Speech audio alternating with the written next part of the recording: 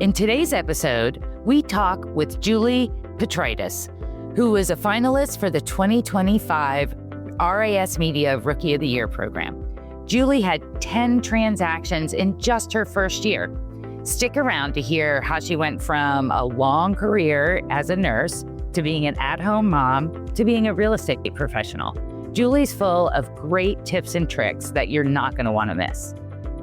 Welcome to Unlocking Real Estate, My First Commission, where we dive into real stories, big wins, and early lessons learned from highly successful rookie real estate agents and brokers. This is the podcast where we explore how real estate transforms lives, one home at a time, by sitting down each week with a new agent or broker who has found incredible success in their first year. Your hosts are instructors and leaders at Colibri Real Estate School, one of the largest real estate educators in the nation, where we focus on helping people like you get started or find continued success in their careers. Hello, and welcome to Unlocking Real Estate, My First Commission. I'm your host, Tina Lapp, Head of Industry Relations and Career Excellence at Colibri Real Estate. I've been in real estate education for over 30 years, helping individuals enter and thrive in their new careers. We are here today with Julie Peteritas. Julie, will you take a moment to introduce yourself, where you live, and what company you're with? Sure. So, like Tina said, my name is Julie Peteritas. I am from Lancaster, Pennsylvania, and I currently work with Berkshire Hathaway. That's wonderful. And Julie, congratulations. You were a finalist for the RISMedia Rookie of the Year program in 2025. So excited to jump into where this journey started and how you achieved that, because that's amazing, and congratulations. Thank you. Yeah, for sure. So what were you doing before you became a real estate agent? Oh my. So before I became a real estate agent, I actually worked as a registered nurse for a little over 12 years. And so I primarily did dialysis nursing, so working with patients with kidney disease primarily. And as if a full-time job isn't enough, I also worked part-time in nursing homes with elderly residents. And then I decided to start a family, and I was a stay-at-home mom then for 8 years. And now I'm in real estate. Wow. And so you definitely have the work ethic. Look at that. Yeah. I mean, that's amazing. And the kids. So you left nursing to be an at-home mom. I think that's wonderful, because that's more than a full-time job in itself. What inspired you to pursue a career in real estate? How'd you make that decision?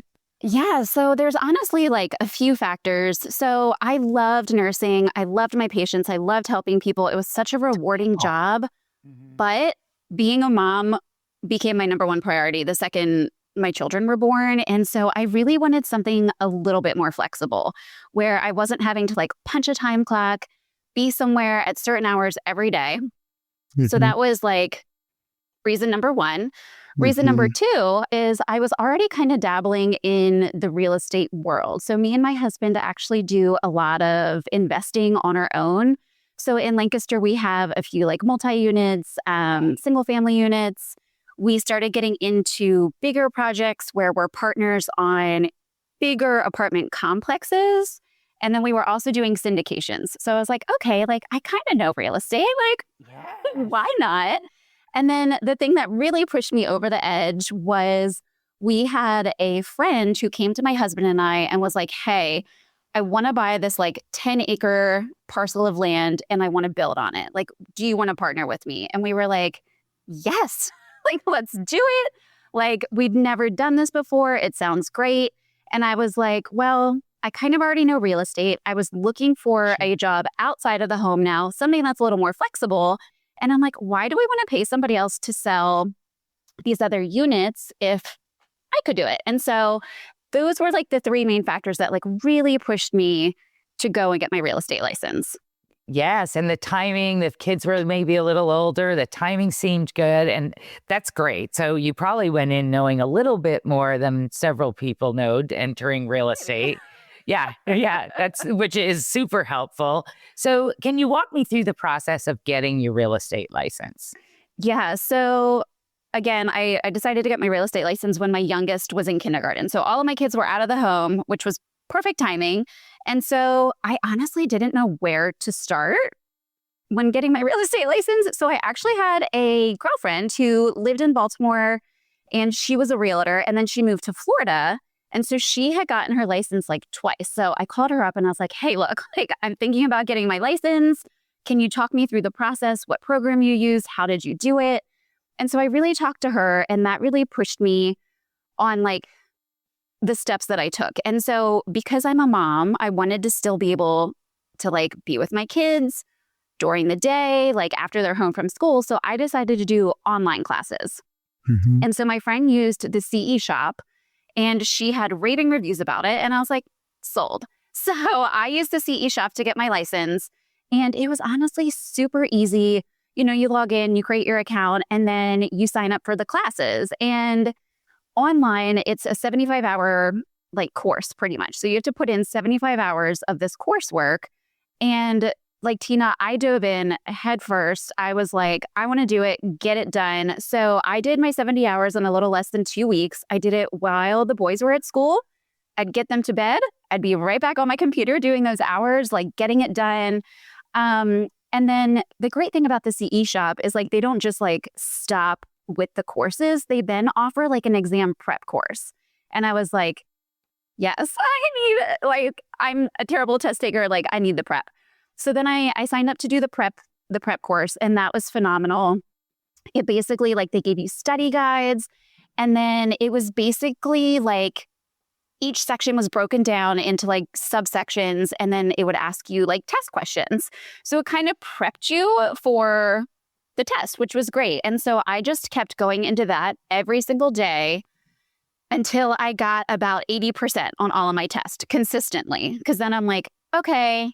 And Smart. they say if you get about 70%, you'll be fine on the test. And I'm like, I want to do better. So I was like, 80% is my benchmark. And then once I was consistently doing 80% or better on all of the tests, I was like, all right, it's go time. Like I'm going to sign up to take my test. And with the testing, you can either do it online or you can do it in person. And I was like, in person. I want to do it in person. And I got online and I looked, and unfortunately, like my local testing centers didn't have anything soon. It was like a 3 to 4 week wait to take my test. And I was like, no, like I can't wait that long. Like everything is fresh in my mind. Right. I want to do it. And so I signed up to do it online, and it was great. It was nerve-wracking, but you know, typical mom life. I signed up to take it and my kids had a snow day. And I was like, oh my gosh. And I remember they're so strict when you're taking the test. They're like, you can't look away from the computer, like nothing. And so I'm like locked in doing this, and I'm like locked in a room, and I hear like a knocking at the door, and I'm like, oh no. And it's my little like 6-year-old at the time. And he's like screaming in the background, Mom, I have to poop. I have to poop. And I'm like, oh my gosh, like worst timing. And the moderator is like, no looking away from your computer. And I'm like, oh gosh. So yeah, it's just, you know, life throws curveballs, but I rolled with it. It was fine. But yeah, so I ended up doing my state test one day, and then the national test the next day, passed both on the first try, which was great. And then I was golden. So Wow, what a whirlwind. And you like the flexibility was there for you. You had the time to work on it while the kids were at school or at night, which getting through in 2 weeks, amazing. And I love how you thought about getting to the test as quickly as possible. It does make a difference. Like it's fresh on your mind, get to the test. So now you have a real estate license. What were your expectations going into your first year? Oh man. So I really try to keep my expectations like super simple because I didn't really know what to expect. Like, yes, I had a little background in real estate, but like nothing like this. And so my expectations were really simple. I knew I wanted to learn as much as I could in my first year. I also wanted to build lasting, strong relationships. And I wanted to start to like create this like really solid foundation for my business. And there's also like easy tasks, but in the grand scheme of life, it's not. So like I knew it was going to be hard and challenging, and I needed to like have patience and be persistent. And like, you know, the hope is always like, oh, to help a couple like clients find like their the home that they love, get a few clients like under my belt to just gain that like real world experience. And so expectations, again, just like super simple, kind of just going with the flow, seeing where it took me. Okay. And so how long after you were licensed did you close your first transaction? So I was Took a while. licensed March 4th, and my first settlement day was June 28th. And you will always remember your first settlement. Right. And so my company provides like 3 months of training for you, which is great. And then they also provide you with a coach. And so my first clients were actually like acquaintances of ours, which was like perfect, right? Like, working with somebody you know. And so, but like the nerves are high and like you want to do a good job. And I remember at like the settlement table, like everything went super smooth. And then I like walked out of settlement with my clients. And the woman at like the front desk at my office was like, "Congratulations on your first settlement, Julie." And my clients looked at me who were like friends and they were like, "This is your first, like, we're your first clients?" And I was like, "Surprise." Like, yep. Yeah. And they're like, "That's awesome. Like, we're so honored." They're like, "You did such a great job." So like, yeah, it was a really good first experience. And if you're new in the business, you will always remember your first settlement. Well, and the fact that they didn't know that you were newer to the industry and this was your first, like, speaks volumes to how you handled the transaction. And I know for our listeners, there are a lot of people that are thinking about a career in real estate, and that's always a concern to them. Like, how do I establish credibility? Do I have to worry about that? And it sounds like you didn't even mention you were brand new. You just jumped right in and did what you can. So, Yeah, that's if I great. don't have to, I typically like don't broadcast. Like in the Yeah. beginning, I'm not like, "Oh, I'm a new agent." Yeah. Because most times people don't know. And if you just do what you can do and you have supportive people around you, like most clients aren't going to know. So Yeah. And so it's less about establishing credibility early on and more just about the people and the relationships and the service that you're providing to them. It sounds like that you were able to 100%. do. Okay. That's wonderful. And so how did you find clients at the beginning? You said these were acquaintances. Like, how'd you reach out? How'd you get the word out there? Yeah, so it took me, it takes time to establish yourself as a realtor. Like I'm a little more than a year in and I'm still working on establishing myself. But when I first got my license, I made a plan for myself. And so I did like 3 main things to kind of just like spread the word. So the first thing I did was I hand wrote cards to all of my friends and to all of my neighbors in my neighborhood. I think it was like over 200 handwritten notes. It took a while. Wow. And I Yeah. just like let them know, like, hey, like, I made it like personalized to them. And I was just like, hey, just wanted to like let you know I'm now a real estate agent. Like, if you ever need any help, like, I'd love for you to consider me. And I threw in more than one business card. I think I put in like 3 or 4 in each card because then I was like, hey, and if you know anybody, like spread the word, like help me out. You know what I mean? Yes. So that was the first thing I did. And then social media, social media is huge in today's day and age. And so I made it a point to like almost every day post something about me doing real estate, whether it was like, and again, I wasn't working with a lot of clients. So like maybe once I did have clients, it was like me showing a house or like whatever. But like before I even had clients, it was like me walking into the office, me like a picture of like me handwriting those notes. I would sometimes post like market statistics, but just something sprinkled in every day or like at least like 4 or 5 times a week. So people really saw that like, okay, she's really doing this. Like she is an agent. She is motivated. She is wanting to like be successful. So that was like the second big thing that I did. And then the third thing that I did was I started to farm a neighborhood. I had heard a lot about farming neighborhoods and I was like, I don't know. But then I started to think about it and I'm like, okay, so I'm reaching like my sphere of influence from sending out those letters and from posting on social media. But I'm like, but I want to reach more than that. And so I was like, okay, like let's farm. So, I found a neighborhood and then I started farming this development by sending them mail once a month. And like that's how I basically started my marketing. And then it's like kind of grown from there. But those were like the 3 action steps that like from the very beginning, I was like, this is how I want to start and then expand on that. That's great. And I know our listeners appreciate you walking through that. So were any one of those particularly successful or were they kind of equally successful? Social media. I mean, you can just reach so many more people from social media. And I wouldn't say that it necessarily got me clients, but it started conversations. And so like I have now had deals where it's like somebody who saw my story was like, shared my contact with their friend and then their friend reached out to me. So it's just like the people might not be like looking for a house or wanting to move, but it's all about the people that your people know and those people know and just like spreading the word. So social media, again, was like super key.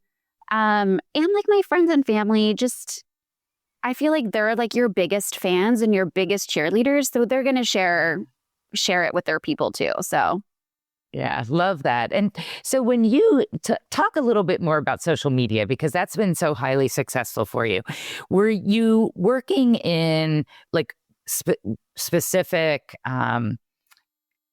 channels or like apps? And did you sort of match your personal social media posts with the real estate posts? Like talk through that a little bit more.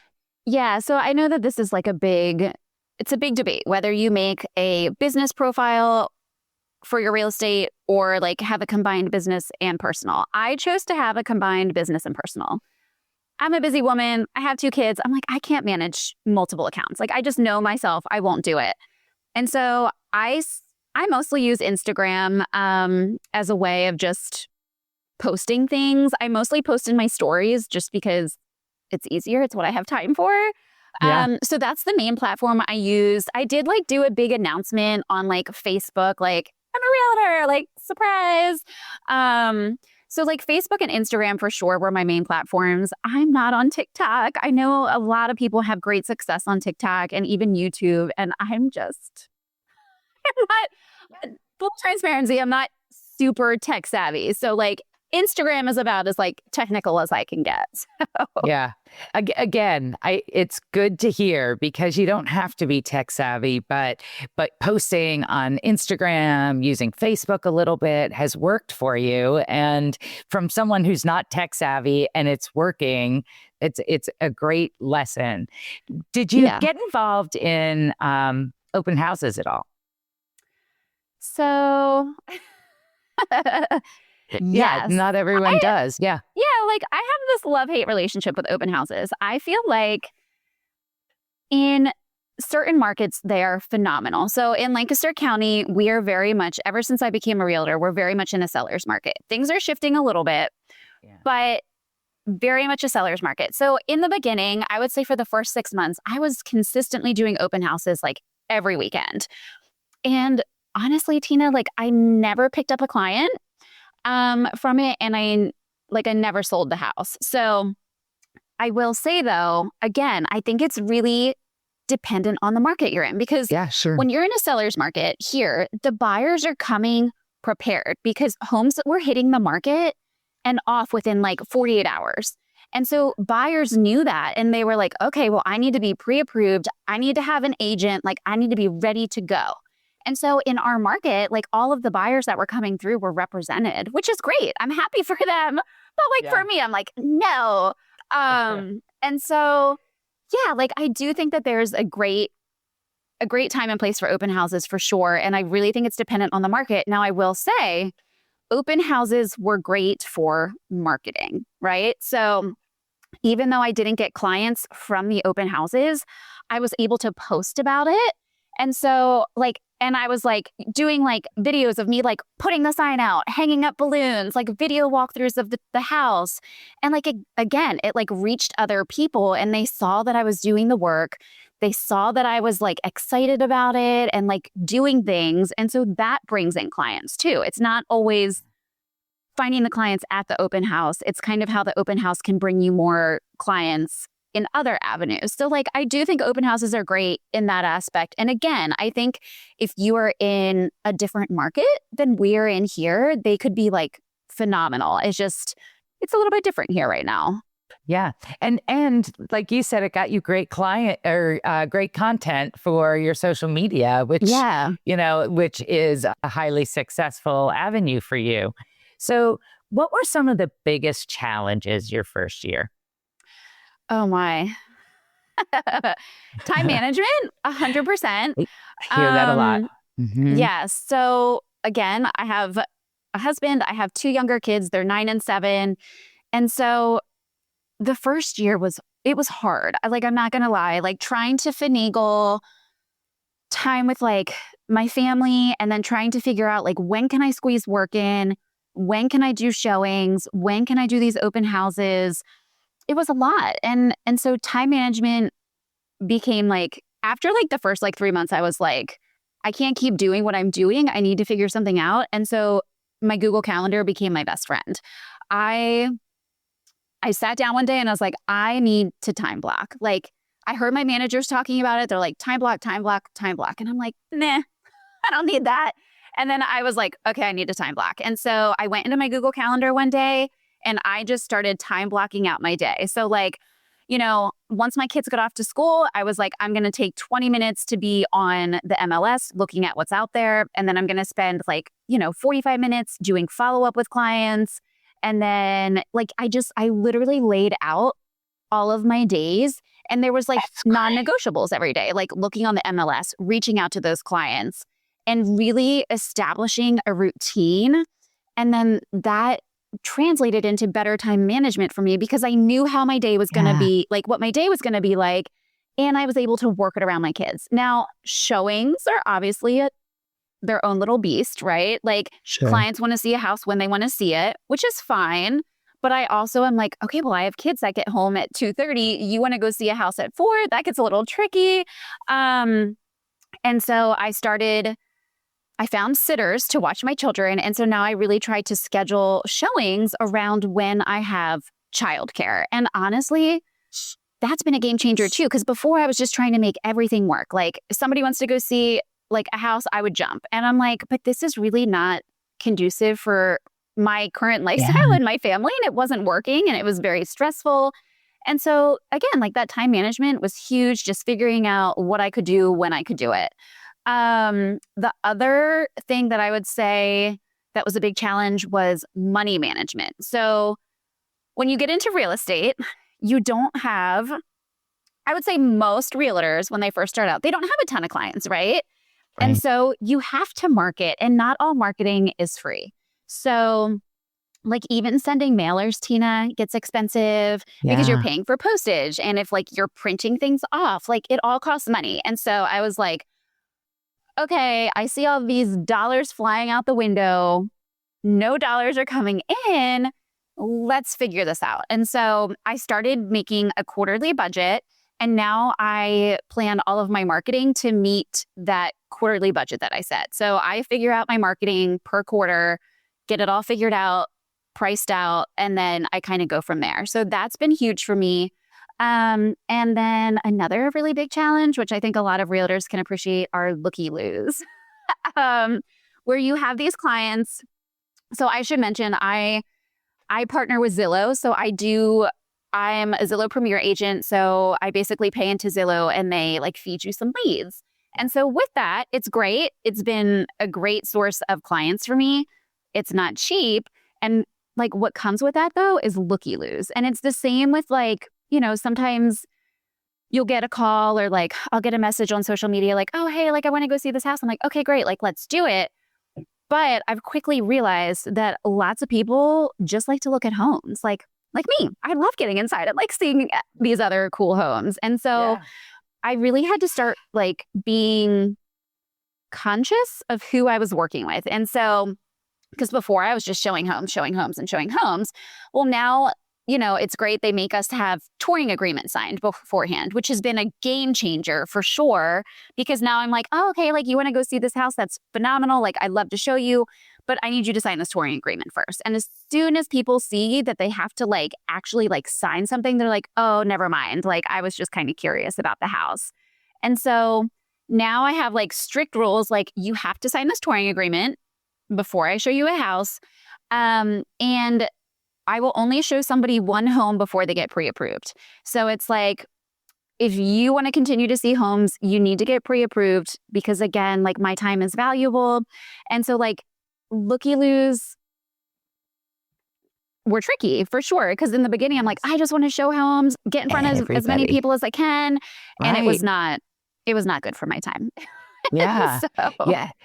I mean, real challenges, but you figured them out and it's made such a big difference on your business. And now you could spend the time on what likely will help bring in money. Because like you said, it costs some money here.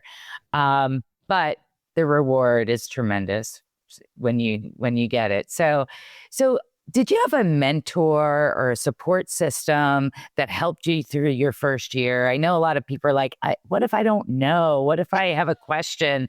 Like, how'd you navigate that? Did you have some folks you could lean on? Yeah, I 100% did. Number one, just like my husband, he obviously was there to like pick up the slack with the house, with the kids. And my husband's crazy smart. Like he was just like a wealth of knowledge when it came to real estate in general. So he was like my number one support system. My managers and coworkers were phenomenal. When I first started, my managers are like, show up to the office, like come to the office as you can. And I was like, do I really have to go sit at the office? I encourage all new realtors, go sit at your office, like meet your coworkers, talk to your coworkers. It changed my real estate world. Like it was so beneficial to like bounce ideas off of them, hear what they're doing for marketing. Like it's fun to like share stories with each other, like your horror stories, your wins, like your challenges and how they overcame them or like how they're celebrating. Like it was huge. And so, yeah, like managers were always there. If I had a question, I knew I could pick up the phone and call them. Coworkers were phenomenal. I would say those were like my three big support systems throughout. Like, I mean, even now, like I'm still like, I still have questions. Like every transaction is so different. And it's so great having people in your corner that, you can go to when you need them. And I hear it from agents that have been in the business more than 10 years. Like I still need a support system. Every transaction is different.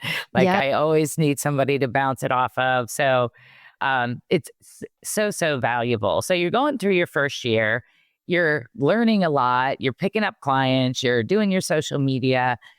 Is there anything that from your first year and experience that stands out that was funny or memorable, that maybe you did something wrong or that you learned a lesson from or anything like that stands out from your first year? Oh man, there's so many things. Right. Where to start? So funny thing, and it still follows me. I feel like for some random reason, I tend to like attract all of the animals at showings. And it's so bizarre. Ever since like day one, I have the most weird animal encounters at showings. Like cats jumping on my shoulder. I went into an attic in like this old like garage and it was like crazy bats flying all around. A recent showing I was doing with a client, we were walking around the yard and I like look over and like 10 feet away is like a skunk. And I'm like, what? I'm like, we're going to get sprayed. And this skunk, Tina, no lie, followed us around like this 1 acre perimeter. It was like a little pet following us around. So like, I always have like these weird animal stories when I get home from showings and my kids love to hear about it. My husband's always like, all right, what animal encounter did you have today? So yes, I feel like I attract like weird wild animals for whatever reason. And then like memorable, I will say they're like this one client I worked with, I will always forever remember them. So they were having a really hard time getting anybody to work with them. So they had gotten pre-approved with the VA and they were pre-approved for $70,000. In our market, it's really hard to find a home for $70,000 or less. And they did not want a mobile home. And plus with VA, like a mobile home's a whole different beast, right? With lending. And so they had tried working, they said, with 6 other realtors, and all of the other realtors dropped them because their budget was low and they could not find them anything. And so I got to talking. I like called around to like all of my lenders that I use. And I was like, these people, they need help. Like, can you help them? And I finally got them in touch with a lender that was able to pre-approve them for $260,000. And so I was able to get them a house. And Tina, I remember when I got the call that we won the bid on the house, I called these clients and they like, it makes me want to cry today still. They were so excited. They were sobbing on the phone. They were like screaming in the background, like crying. They were so happy, so thankful. And then at the settlement table, I remember there was 3 of them. It was a mom, a dad, and their daughter. They all came up, gave me a big hug, and we all just like cried together. Like they were just so happy and thankful. And like, that is just something I will like take with me forever because it was just like the sweetest thing. And I was just so thankful I was able to help them. Oh my gosh. I literally have like goosebumps right now. I that's what it's all about, right? Like it's the people and you made their American dream come true, right? And went out of your way when other people wouldn't. And that's tremendous. So how do you keep relationships with your clients going, right? Like you love the referrals. Are you getting a lot of referrals, and how do you do that? Yeah, so I feel like now that I'm like a little more than a year in, I am starting to get referrals, which is great. As far as like relationship building, for me, I think it's really important to build those relationships early on. So like when I first meet a client, like I listen. I like to get to know my clients. I ask questions.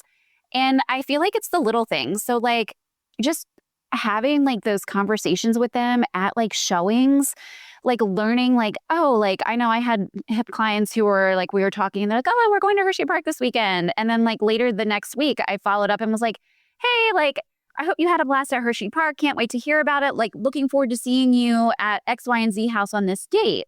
And they were just like, oh, I can't believe like you remembered we went to Hershey Park. Like, thanks so much for asking. It was great. Like remembering the little things and not always making your interactions always be about real estate, because they want to know that you care about them outside of like making money. And I feel like that's huge. Like building those. It's huge. Like, yes, it's a working relationship, but also almost building a friendship and building that rapport with your clients is really big. I also, even after the transaction, so after we settle, I always like to reach out to my buyer clients, like, and seller clients, like once a month, like, hey, just wanted to check in, hope all's going well. Like, and like some people, like I'll follow on social media or like they follow me. So I'll see them doing home projects and I'll be like, oh my gosh, like I saw you did a new garden. Like it looks great. Or, oh, you're cutting trees down. Like, you just, I try to like continue to stay in touch with them. So it doesn't seem like it was all just like this working transaction, right? And then I always do like pop buys for my clients where I'm like dropping like little things at their door every couple months to stay in touch. Because again, that's where like referrals will come back to you because they'll be like, oh, she still cares about me even after getting that paycheck. And then I always send like 1-year home anniversary cards in the mail to my clients. And the first year that my clients purchase a home, that like Christmas or Hanukkah, that holiday, I always like to send them a little gift in the mail too. Wow. And this kind of ties into what you were talking about earlier with your time blocking and your planning and your budgeting. You're very thoughtful and organized. It sounds like it anyway. It may not feel that way. It may not feel like it all the time. So now that you've got a year and a half under your belt, where do you see yourself in 5 years? That's a great question. I think about it. I try to take it like day by day, but like in 5 years, like a lot can happen, right? And oh my gosh, yes. like I think I told you, we have this development project happening where we'll be building like around 80 homes. And so I'm like, okay, in 5 years, hopefully that will be built and sold. And that's going to be huge for my business. And so I'm Yeah. like, I really hope in 5 years, I will have just like grown my business exponentially and really made a name for myself, not just in real estate, but like in the community. Like I'm very involved in our community. That's another thing I highly recommend new realtors do. Become known in your community. Like get involved in community action groups, or like I'm part of a women's group here in Lancaster County. Great. I help support a nonprofit. I do some work with like refugees in the area. It's so important to stay connected in your community because people in your community see that, they respect it, and then they're going to want to come back and use you when they need to buy a home. And so, yeah, like I really think it's important to get involved in your community.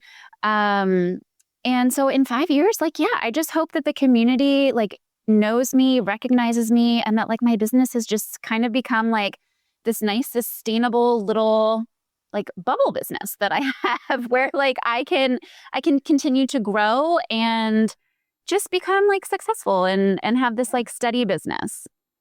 And I'm sure the development project will help. And I think that's great, and great advice on the community involvement for sure.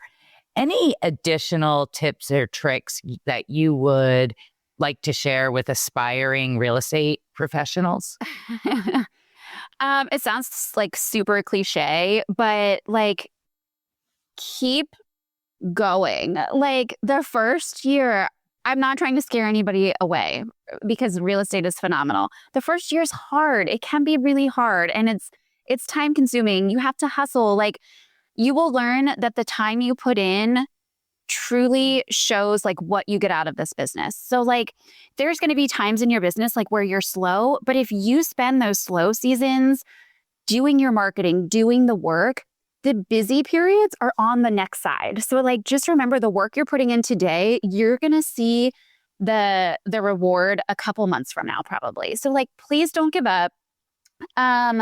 And just be true to yourself. I think it's so important to just be you at showings and like just with your normal interactions with your clients. Like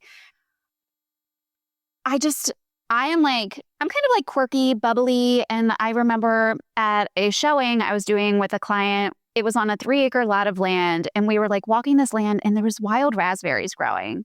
And I was like, oh, there's like berries. I'm like, let's pick some. Let's have a quick little bite while we're like doing this showing in the woods. And so I remember like my clients looking at me like, is this chick serious right now? And I'm like, here, have some berries. And like, it sounds so silly, but like he was like, you could tell he was like nervous, a little uptight. And then he ate those berries and like saw that I was like a normal human being. And he like loosened up. He became like who he truly was. And so I think it's really important, be comfortable in your own skin and present that to your clients because they're gonna feel that, and then they're gonna be more comfortable with you and they're gonna be like their truer self. And I just really think that like showing your true colors and your personality is just like really important, and it sets you apart in this business. And I can see it. I can absolutely see it in you. Great, great advice. Julie, we're going to jump into our lightning round. And these are just kind of fun questions. Don't have to be real estate related answers. But just along those lines of being you, let's learn a little bit more about you. So is there, this is fun. So is there a book or a podcast that you've read or listened to that you'd recommend to the listeners? So I'm a huge reader, like read nonstop, listen to audiobooks, all of the things, but I prefer fiction books. So I don't have like a good like real estate book recommendation or podcast. A book that I think everybody should read, it's called The Wishing Game by Meg Schaefer. And it's kind of like a this day and age, it reminded me of like a this day and age, like Charlie and the Chocolate Factory. And I think it's just like, again, it's like this fun, quirky book about having fun in life and like being open to the adventure. And I think it, you know, as adults, I feel like we lose a lot of that and we become so like serious and like uptight. And like this book just talks about like embracing your childhood, like joy and like just rolling with it and still being open to new adventures. So love that book. Highly recommend it. It's great if you listen to it too. I wrote it down, so I could use that. That sounds so fun, right? Yes. Okay. I'm gonna check it out for sure. If we had a time machine and you could go back to the day you started this journey, what advice might you give yourself, or what might you do differently? Honestly, it all comes back to like that time management, and I would tell myself to set time restraints. So it sounds so silly, but in my first couple months of real estate, I was working from like 8 a.m. and I'm like writing offers at like 10:30 at night. And I'm like, Julie, what are you doing? Like nobody's looking at an offer at 10:30 at night. Like everybody's in bed. Like I would tell myself to set boundaries for sure, because it would have helped with my mental sanity so much in the beginning and just like lowered my stress level so much. Yeah, that's great advice. And it works both ways. And I think it's making sure you're disciplined and putting the time in, but also protecting your personal life and giving yourself your fun and your family and your friend time and all of that, because it keeps us balanced, right? Yeah, I remember one year I'm at Knoebels, which is an amusement park, with friends, and I have somebody who's like calling wanting to write an offer, and I'm trying to like write this offer as I'm like in line for roller coasters, and I'm like, Julie, what are you doing? Like this can wait. So like take time for yourself, still have fun in life. Like real estate can wait a couple hours, right? Like that deal's not going to be dead just because you need an hour or two to do what you're doing. Yeah. I love that.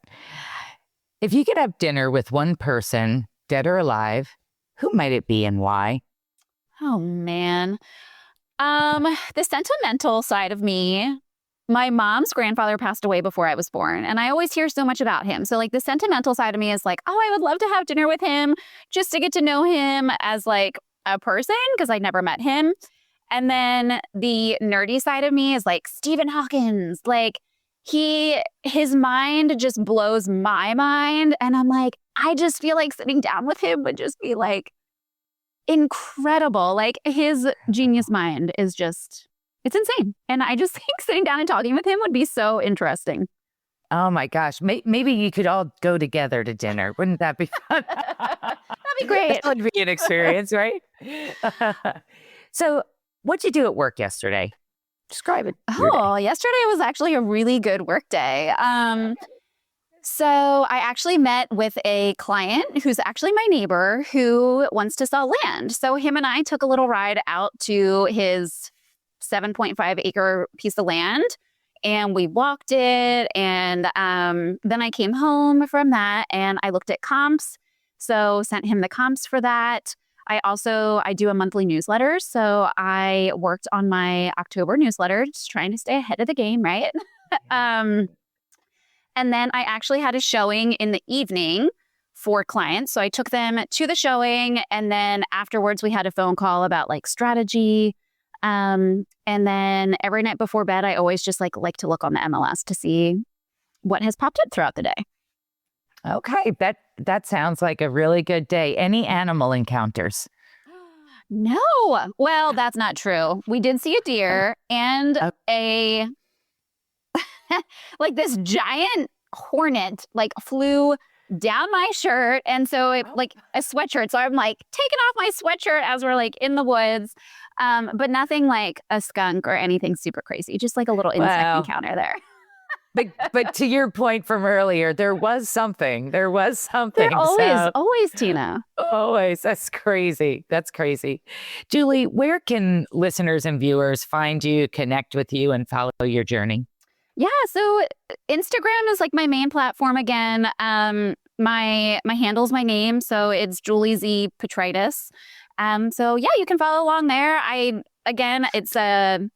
It's a joint account, so you're going to learn a little bit about my personal life and a lot about my business life, and I'd love for you to join along. That's perfect. Julie, you have been great. Congratulations on your first year success. I have no doubt that you're going to reach greater success in 5 years and beyond. Congratulations on being Thank you. finalist for the RISMedia Rookie of the Year program as well. I appreciate you sharing your story and the advice that you've given. I think it's so valuable. So thank you for your time. Thank you so much.